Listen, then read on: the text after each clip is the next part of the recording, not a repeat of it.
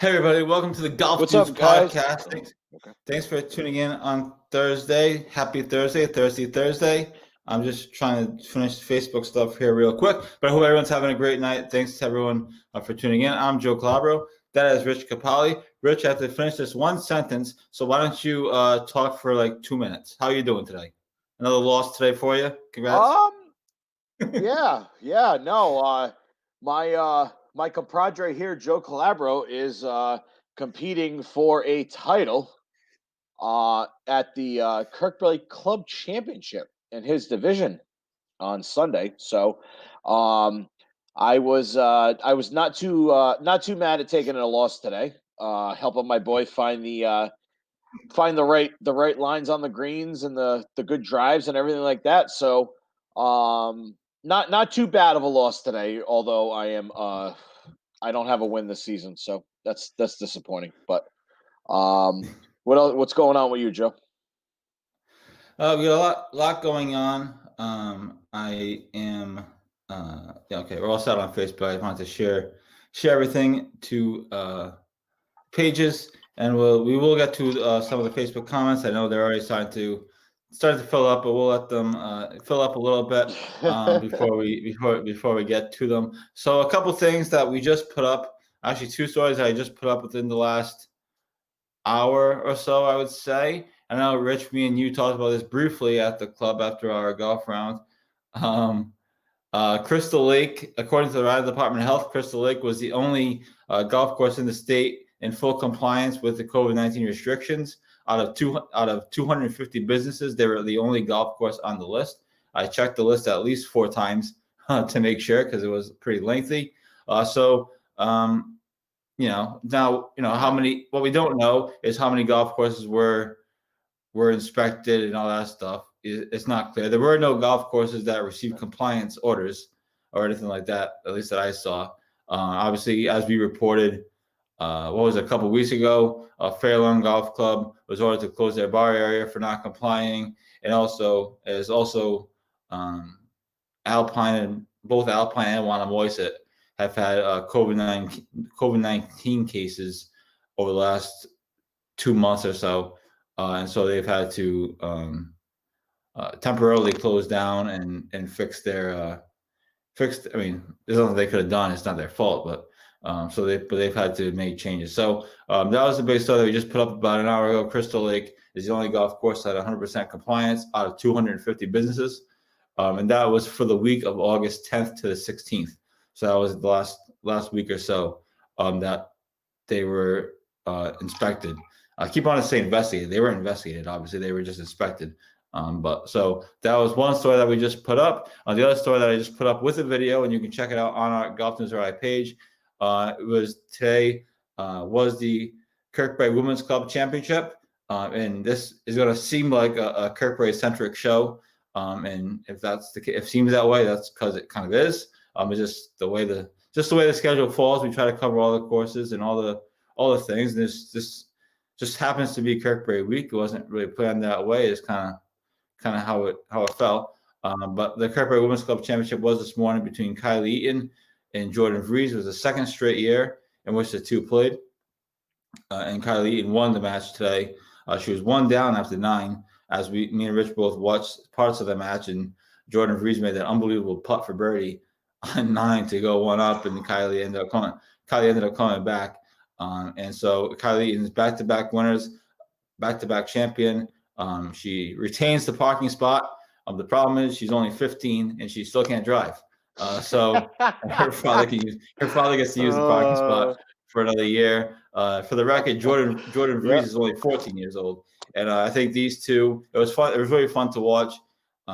Obviously, we were playing late morning, so I probably would have watched the whole match, but I really, obviously, we wanted to play.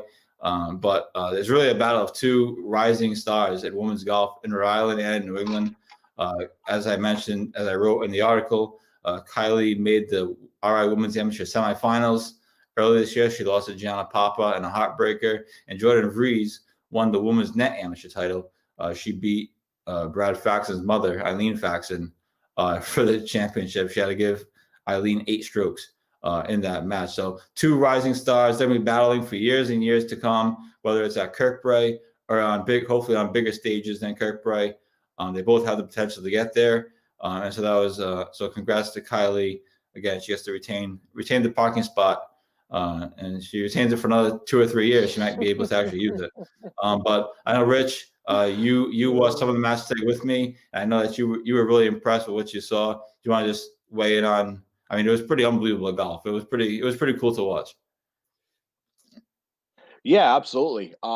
Yeah, I caught them on the 6th or 7th hole, and right off the rip, I mean, it's like you told me, Joe. It was it's a different game when you're actually able to play the game at that level. It's a completely different game. So, those drives on 8 were incredible. Like I was actually awestruck that girls of that age could absolutely just pound the ball. And then those what was it? Those two putts, there was 2 or 3 putts on 8 and 9 that I just could not believe it. Could not believe that they made, because I was blasting the ball long all day. It was just insane. But congratulations to both. Special congrats to Kylie. Um, I apologize for not saying it on the deck today, but yeah, definitely big congrats to Kylie on the win. That's okay. She doesn't know who you are anyway. She's not No. worried about she's not worried about pedestrian golfers like us. She's focused on bigger things. Don't worry. I don't think she's too Oh concerned. God. So that was the Kirkbride Women's Club Championship. Today it was held this morning. Unfortunately, um, Mario Martone I'm only reading because it applies. It was Stanley Cup champion Mark Eaton on the bag. No, he was not. Both girls were pushing their own bag. They both had the push carts. So no, Yep. Kylie's father obviously is Mark Eaton. He won the Stanley Cup with the Pittsburgh Penguins in 2009 with Crosby and Malkin and those guys. So yes, his name is on the cup. He was Humble brag right there. he was not on the bag for. I think he had it for in the women's amateur though. And Jordan Vries, she also pushed her own bag. She didn't have a caddy either, and they both walked, which was the most impressive thing about all of it. No, he was not in the bag. We did talk to him though. He's a great guy, and yeah, I mean, at the end of the day, his name is on the cup, so that's all he's got to say. That's all he's got to say. Absolutely. So that was that. The other thing, as Rich mentioned off of the jump, the Kirkbride Men's Club Championship is on Sunday. I am playing in Division Q, but that's not really about me because the match to actually watch is the club championship match, and I had a story about that.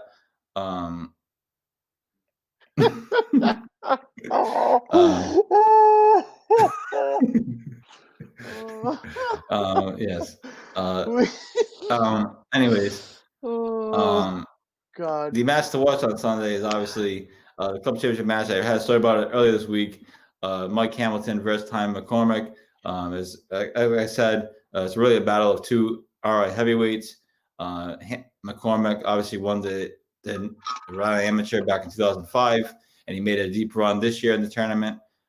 Mike Hamilton just won the stroke play challenge, stroke play event, not challenge, stroke play event earlier this month. And he actually qualified to get into the Northeast Amateur next year, which is a pretty big deal. And so they'll be. Tommy obviously is the defending champion at Kirkbride as well. So that takes place on Sunday. That should be a really amazing match. I mean, Tommy beat John O'Clair last year in the championship, and it was one of the greatest matches I've ever watched. They went 38 holes, and they both run the par. So this one could be just as close and just as good of golf. So that is kind of the plan for Kirkbride, and I'll obviously have the championship covered. We'll have some video or pictures or whatever it is that becomes available when we're there on Sunday. So really looking forward to that. And that is kind of the role, the deal at Kirkbride today. Let's just thank the people for watching. Mario obviously is already contributing to the show.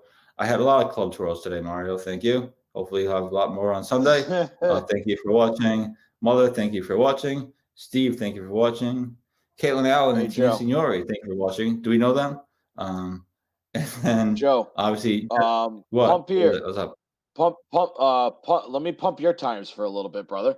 You're also playing Oh, in the okay. club championship match for your division. I will be the expert on the bag as far as caddies go.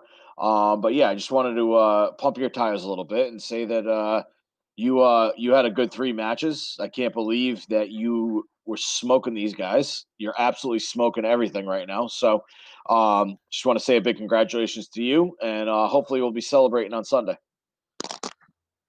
Thanks. Yeah, I'm in Division Q. I'm excited. So, we'll see what happens when Sunday gets here. But still a couple days to go, and lots of writing to do, and lots of work to do before that. But yes, I'm in the Division Q club championship. So hopefully we'll bring home a trophy on Sunday. That'd be cool. But if not, we'll still enjoy the day. And yes, no, he won't be reading my putts. He barely can read his own putts today. Don't you worry about that. Jeff Agonia, thank you for All watching. this hate. Jeez Louise. Jeff Agonia, thank you for watching. A few other things that we need to get to, a couple of other news items. I put a quick story up today. I just want to shout out to Rob Felici Jr. He won the Cranston Country Club championship today. He beat Josh Macera, I hope I'm pronouncing his name right, 3-2. So congrats to him. We have that quick story up on Golf News RI as well. Also, been reporting it on it all week. The NEPGA had their section championship this week. It was a 3-day event over in Massachusetts. Bob Tremonti from Triggs, he finished tied for 20th at the tournament. He shot 71 on the first day to put himself in contention. Stumbled a bit the second day, shot 75. And on Wednesday, he shot 79 to finish in 20th. So he was one of only, I think, three Rhode Island golf pros playing in the event. And it was a 3-day event at 2 different courses. So congrats to him on a good finish.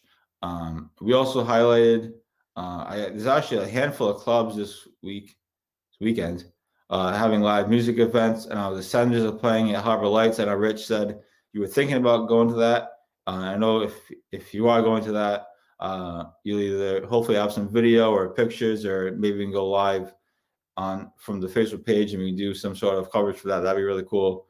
Gives people something to watch on Saturday night for a little while. So we'll talk about that off the air. We don't have to get into it now, but maybe we'll have some kind of coverage of that. That'd be really good. I know the Richmond Country Club is doing something.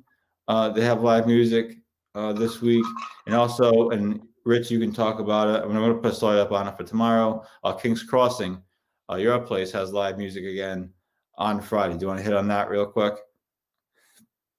Yeah, let me pull this up real quick because it was in my email.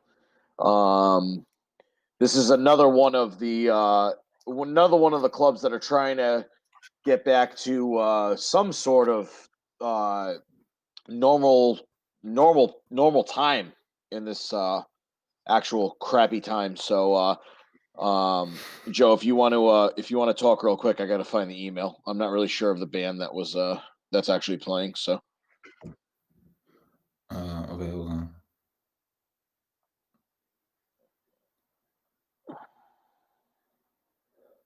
I got it. It's a email from Peter Walsh. Live on the Rig continues Friday with KC with Crossroad Blues. They're at King's Cross this weekend. Oh, Crossroad Blues. That's right. Yeah. Yep. On Friday. I think they played there earlier this summer, so this is at least their second appearance, maybe more than that. Fish and chips and more tasty treats. Derek's in the kitchen. So if you're looking for fun on Friday, absolutely, go over to my King's boy Crossing. Derek. You may or may not see Rich there. If you do, run away.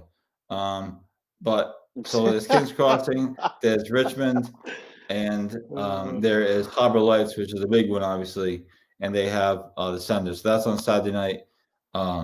King's Crossing is on Friday, and I believe Richmond is on Friday as well. So we'll have that on the website for tomorrow. Ken Martone, thanks for watching. Good luck in your match against your brother on Sunday. That should be quite. Right. If I wasn't playing, I might watch that match. If you guys don't kill each other. So that, excuse me. So that's the live music update. Obviously, with tournament season kind of winding down here in Rhode Island, we're going to be looking for more lifestyle-y type of things. So live music, anything like that, we'll certainly post it. Absolutely, send them in. Obviously, there's probably a good chance, not only on the show but on the site. Kenny says, "Feel it, Martone win coming." You're guaranteed to bet. Obviously, bet on Martone to win that match. So yes. But anyway, just to really quick wrap up on what I was saying, obviously on the show and on the website, we're going to be more lifestyle-y, business-centric with stuff, because obviously tournament season is kind of wrapping up. And particularly on this show, if not even on the website, we'll probably have a little bit more PGA Tour content than we usually do.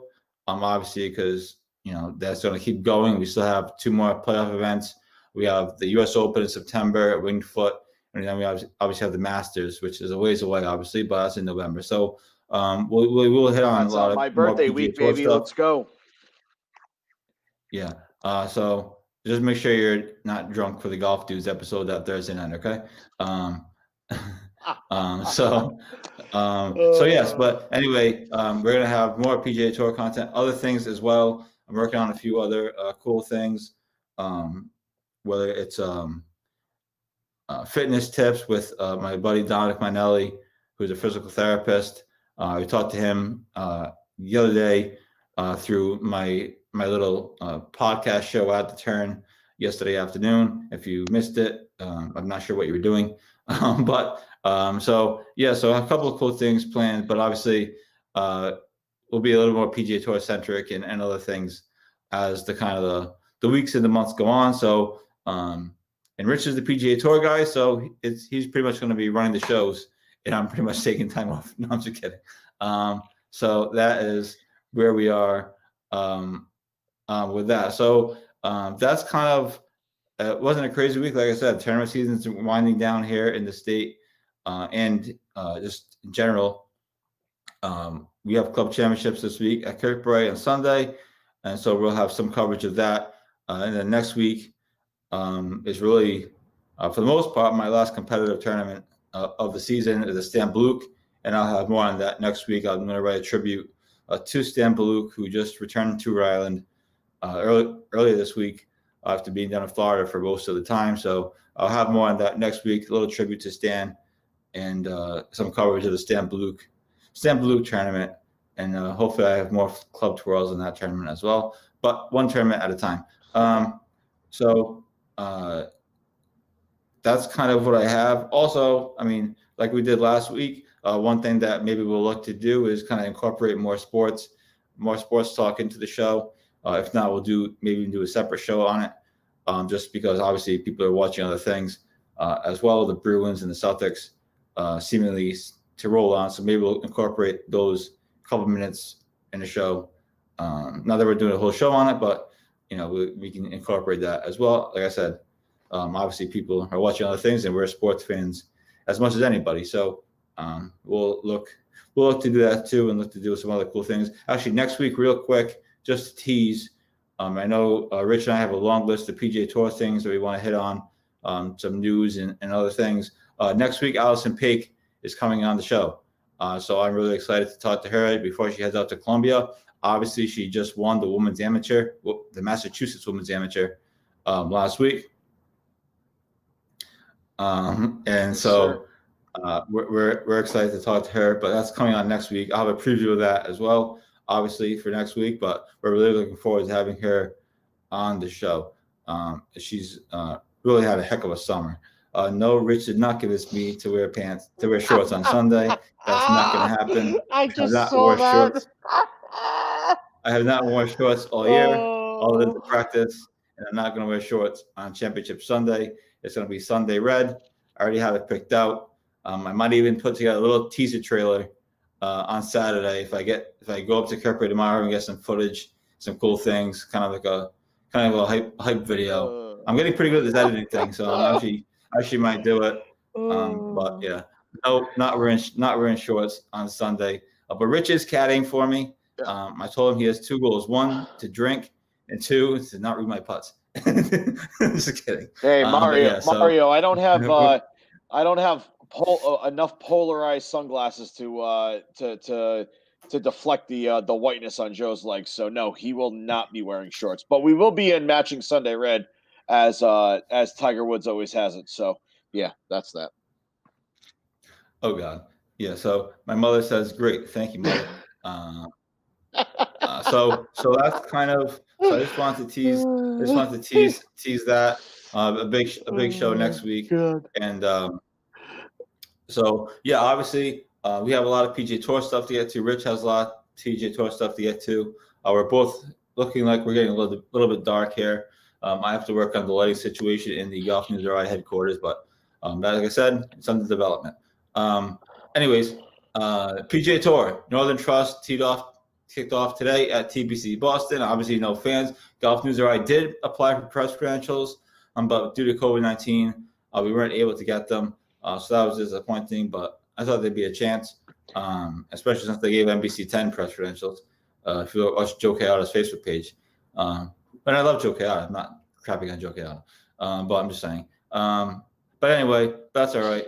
We had a great day today anyways, and I'm playing for a trophy on Sunday, so we don't have time to go watch these pro golfer guys anyway. Hashtag humble brag. Yeah, buddy. Northern Trust started today at TBC Boston. It's quite a leaderboard. And Rich, I don't know how you want to start. Do you want to give a rundown on the leaderboard, and then we'll do a deep dive into some of them, or you want to start with the news of the week, which was Brooks Koepka? Where do you want to go? You take it wherever you want. It's your segment. I'm trying to turn it over to you as much as possible. Yeah. All right. So give me 2 seconds. I just want to do a little piece on the LPGA. I know it's not a huge grab, but the LPGA has had their first major. It started this morning, early this morning, almost 4:35 o'clock this morning, at Royal Troon, the old course.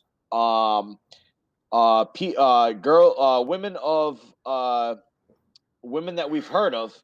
Anna Norquist, she's sitting at even for the day. The leader is Anderson at 4 under. So I just wanted to give a quick shout out to the LPGA on their first major of the year. I know it's not a huge grab, but I actually enjoy watching the LPGA when there's no PGA going on there. So also a shout out to Lizette Solis. She's at +2 and she is done. But yeah, little quick thing. I'm very, very elated that the PGA Tour has not had that many COVID tests, positive COVID tests, as is with the NBA and the NHL. It seems to be working. This for me, it's given me I'm trying to find the words. It's great to watch sports again, without the threat of shutting down. But anyways, let's get to the Northern Trust, one of my favorite courses, TPC Boston. We have Harris English at 7 under. Played a great round today. Also sitting there is Louis Oosthuizen at 6 under. We have Charlie Hoffman at 6 under, Kevin Kisner at 6 under, my boy Kiz, Ian Poulter at 5 under. Also, huge news that Joe personally put up and told me while I was at work is that Brooks Koepka withdrew from the Northern Trust. Huge news, stating, given the fact that he is sitting at 97th in the world in the FedEx Cup rankings, which means he will not advance for the rest of the year. So we that's huge. I can't believe that he actually played the the PGA the PGA Championship on that bum leg if it's really that bad. You know, Joe Brooks is a competitor, and I cannot believe that he withdrew. Yeah, it was a little surprising. Like you said, his season is over because he's not going to qualify for the BMW Championship. But we should clarify because I was kind of confused by it myself. His regular season is over, but the PGA Tour regular season ends at the Tour Championship. The U.S. Open is in mid-September. I don't know what the dates are offhand. I forgot about but that. My bad. He will. He is in theory going to play in the U.S. Open. Obviously, we don't know what his injury status is, but theoretically, he will be playing in the U.S. Open. So, while his season is over, good call on that. It's not really over. And like I said, I was confused by that for a second too while I was writing it because I was trying to make sure have obviously the information correct. And so just wanted to clarify that his season is over, but not really. Yeah, it was kind of surprising. This came a week after he called out Dustin Johnson about only having one major, and then he crapped his pants in the PGA Championship, and then this week he withdraws. So it's a little surprising, but like you said, if he's really has these injuries, it's better just to get them fixed, and who knows, maybe he can be good to go by the time the U.S. Open gets here in a couple of weeks over. At Winged Foot. So, yes, that was the big news. He withdrew yesterday, I believe, Wednesday. So that was surprising for sure. And I thought maybe it was obviously, when you hear somebody withdraws these days, your first thought is it's a COVID-19 thing. And obviously his caddy has had, or, was thought to have had COVID-19 before, a couple tournaments ago, however long ago it was. So I thought, well, maybe that's what it is. But then obviously the PGA Tour statement said it was knee and a hip injury. So obviously COVID-19 was out the window. So he's out for the rest of the playoffs.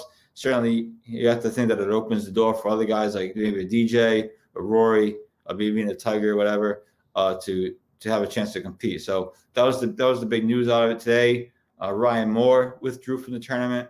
I believe they said it was a back injury. I just saw the tweet quick, and so he withdrew.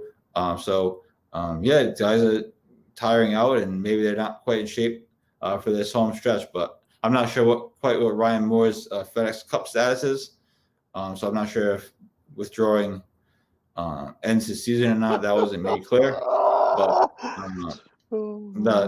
yes. I know Mario is hilarious, but we do have to focus on the show. Tuukka Rask, he might be on the PGA Tour. Sorry. He might God. Tuukka might be on the PGA Tour. I guess there's some question as to what Tuukka is actually doing nowadays. That was a discussion on, what was it, 98.5 earlier today. But yes, he could be. You never know. So yeah, that's kind of the news of the PGA Tour. I know there's a deep leaderboard, and Tiger actually looked good today, even though he got off to a terrible start. I guess he had some to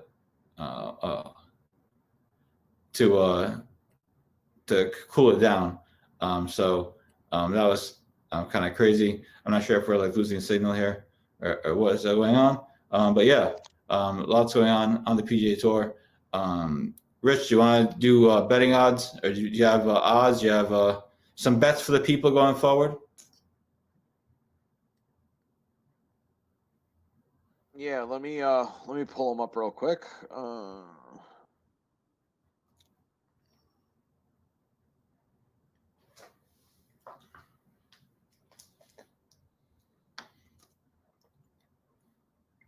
I also want to say that the whole Brooks injury thing. You also whoever watched the PGA Championship noticed that Brooks frequently called out his trainer to stretch him out on the side of the fairways and stuff like that. So we kind of knew this was coming in the long run. You know what I mean? So hopefully it works out for him. He can contend in the U.S. Open and Masters.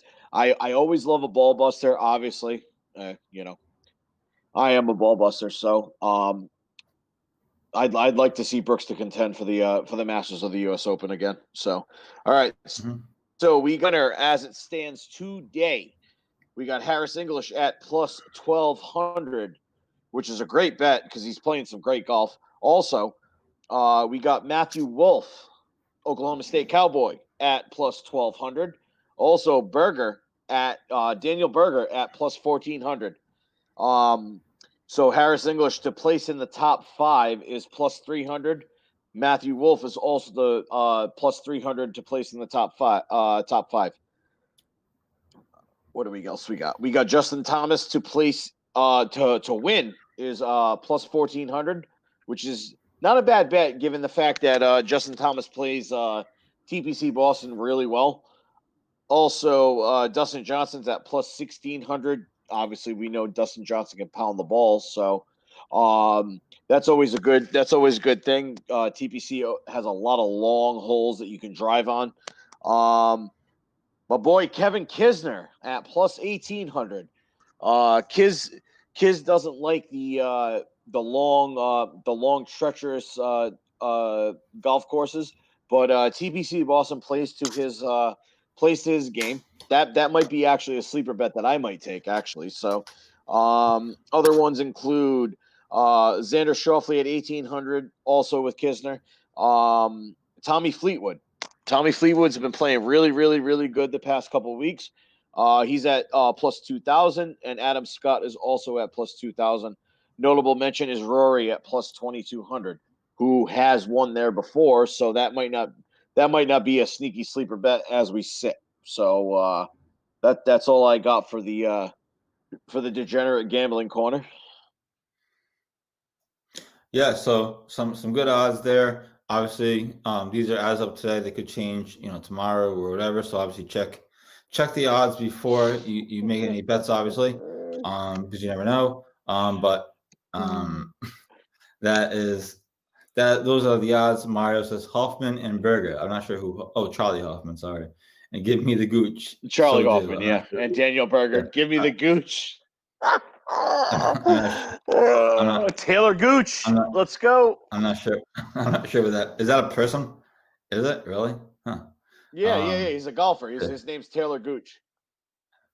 All right, that's funny. I'm not sure what his odds are, but sure, if you want to bet him, go for it. But yeah, so that's the PGA Tour stuff. Just some LPGA. I totally forgot about it. We did post the tee times for the first 2 rounds for the Women's Open if you want to get up that early. So, and I put it on the list of things to talk about. Richie and I even talked about it earlier, and I just totally forgot to bring it up. So my fault on that.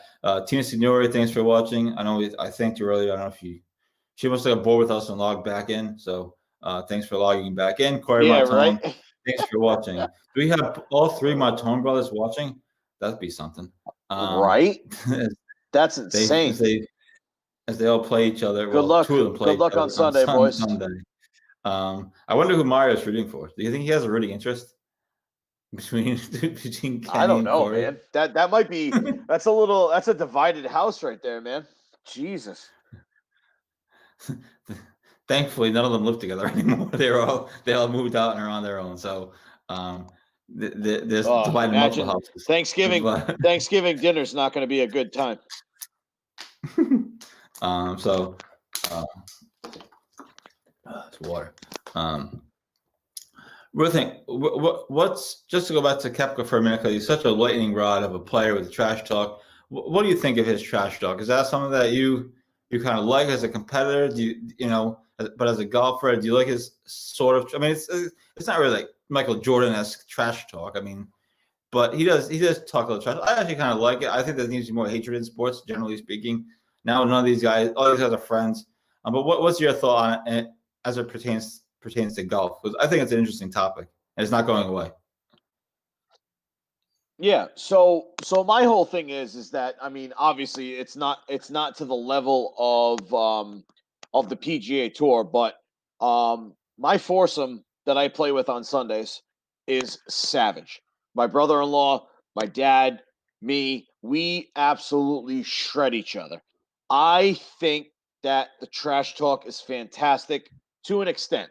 Obviously, if we're going a little going a little overboard, then that's fine. Which I think Rory made a mention of Brooks's trash talk last week or the week before, saying it was a little over the fence. But we need trash talk. We need we have it in the NHL, we have it in the NBA, we have it in pretty much every major sport. We need trash talk to a certain extent.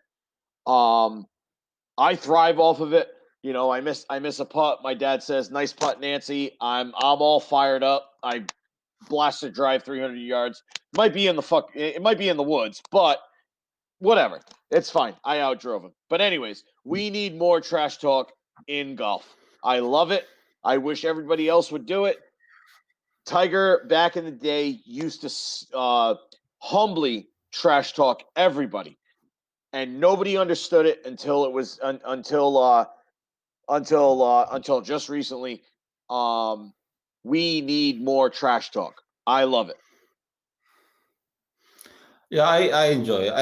I always want more. I always want more hatred. I've said this for years now, especially since being a sports media member, or pretending to be one anyway.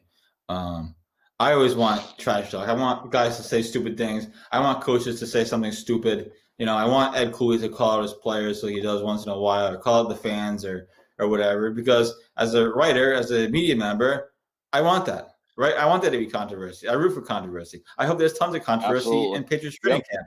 Now I'm not writing about it anymore, but I still hope there's tons of controversy in Patriots training camp, because that's what you want. That's what I write about. That's my job. That's my business.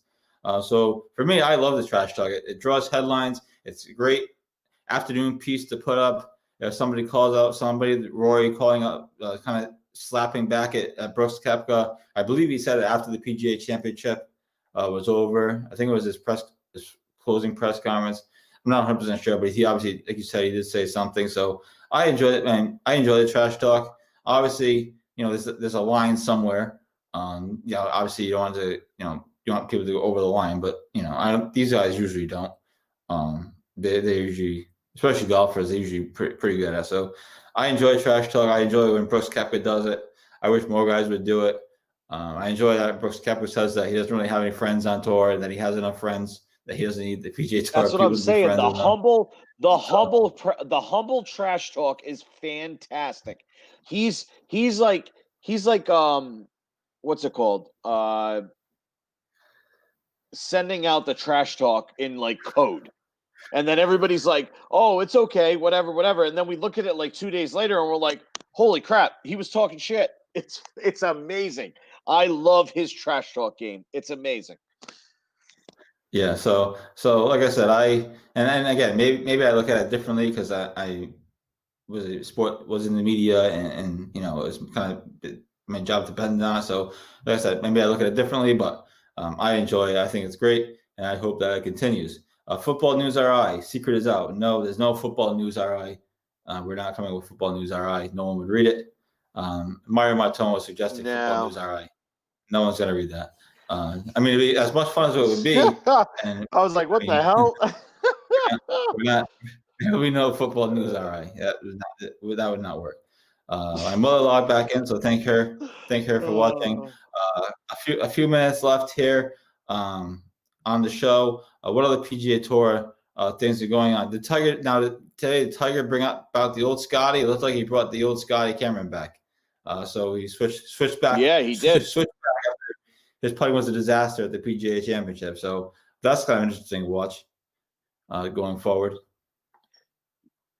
Yeah, no, he so the word is that Tiger got a new Scotty that was a couple inches longer than his original one that he won 17 majors with. The 17. reason being is that it 19 sorry dumbass. Skipping ahead there. Maybe one day. The reason is that obviously Tiger's had some back problems, so he had a Scotty cut to a couple inches higher so that he wouldn't have to bend over enough. He putted great on Thursday, not so much on Friday, better on Saturday and Sunday, but I am thoroughly elated to see that he's going to the old Scotty for the playoffs. Yeah, like you said, sometimes you just have to bench it for a while and then bring it back out. So we'll see what happens with that. We'll see if he plays well tomorrow. He's off in the afternoon tomorrow. I know real quickly, as I know you have the leaderboard in front of you, and we don't really know what the cut line is going to be, but just off the top of your head or what you think, any big names in danger of missing the cut? I know Phil was plus for a while. I don't know if he finished the day. I think he finished the day plus. But what any big names that you think? And again, we don't know the cut line, so I'm not. This is not really a fair question. But anybody in danger of possibly missing the cut? So we got the cut line at plus. We got the cut at. I mean the leaderboard at plus at minus 7 under right now. So let me look at this. So we got a lot of good guys at under par right now. So I'm thinking that 7 under might be. Now remember, we only have 120 golfers, so let's see. We got notable names right now. So I'm looking at even right now. After the first round, Colin Morikawa is sitting at even. Which doesn't mean anything because his FedEx Cup rankings are low. Lucas Glover's sitting at -1. What else we got? Bryson's sitting at even, but he's won 2 events, so it doesn't matter. That doesn't matter. Abraham Answer sitting at 1 over today. That might be a thin line there. What else we got? Tony Finau sitting at +1. Obviously, we know he hasn't had a win in a while, but I think he might actually sneak in with his FedEx Cup ranking. Billy Horschel sitting at 2 under. He might actually not make it. Brant Snedeker also sitting at 2 over. What else? Phil, your boy Phil, sitting at 3 over. We saw him make that bogey putt at the 18th this afternoon. What else we got? We got Mark Leishman sitting at 4 over, and Matthew Fitzpatrick actually finished the day at +6. So I'm not sure what the future holds for Matthew Fitzpatrick as far as the playoffs. So that's about it. So there you have it, folks. There's some guys potentially in danger of missing the cut. Like I said, it wasn't really a fair question to Rich because we don't really know what the projected cut is going to be yet. But obviously, you can venture a guess. It'll probably be around even, maybe even 2 over. Depends on what these guys do tomorrow. Obviously, they tend to destroy TPC Boston. So I expect them to do that tomorrow. But yeah, so Rich, unless you have anything else, that's basically the show. If you do you have anything else? If not, wrap it up. No, I'm good. If you guys are playing around this weekend, hit them straight, and we'll see you next Thursday. All right, everybody. Thanks so much for tuning in. Thank you for the comments. Again, Mario, thanks for watching as always. Maybe I'll see you this weekend. Mom, thank you for watching. Ken, thank you for watching. And everybody else who's tuned in over the last 45 minutes or so. That's all we got for today. Stay tuned all weekend for news and updates. We'll obviously have Kirkbride Club Championship stuff. We'll have the Northern Trust covered on Sunday, and any breaking news that happens that we get out of it through the weekend. I'm looking to see if any golfers are staying in Providence. So we'll try to take some of them out. I'm not sure what the bubble situation is, but they usually all stay in Providence, or almost all of them. So I'm looking into that. And that's the show. So thanks everybody for watching. This is the Golf Dudes. Next week, big show. Allison Paik is going to join us. One of the best women's golfers in New England. Then she's off to college at Columbia. So that'll be a fun conversation next week. And yeah, so thanks to everyone for watching. Happy Thursday. Hope you all have a great, safe weekend. And we will see you on the flip side. Peace.